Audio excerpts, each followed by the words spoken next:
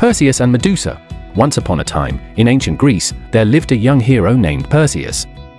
He was the son of Danae and the god Zeus. Perseus grew up on the island of Seriphos, under the care of King Polydectes.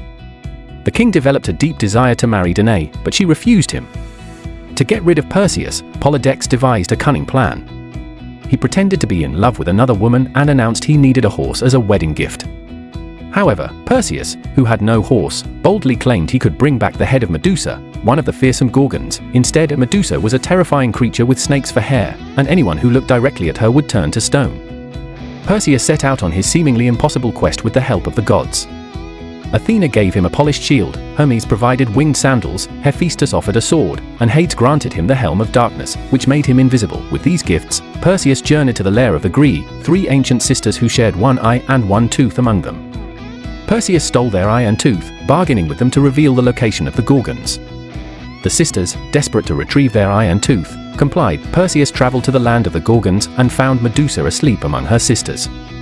Using the reflective shield to avoid looking directly at her, he carefully approached and, with one swift stroke, beheaded Medusa.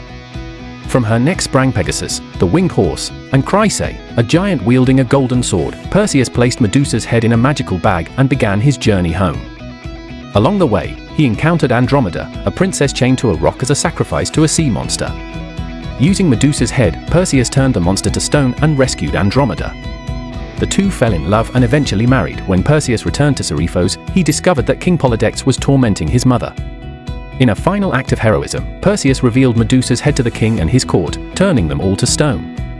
With his mother freed and justice served, Perseus gave Medusa's head to Athena, who placed it on her shield as a powerful weapon. Perseus and Andromeda lived happily ever after, and their descendants became great kings and heroes. Perseus' courage, cleverness, and the favor of the gods secured his place as one of the greatest heroes in Greek mythology.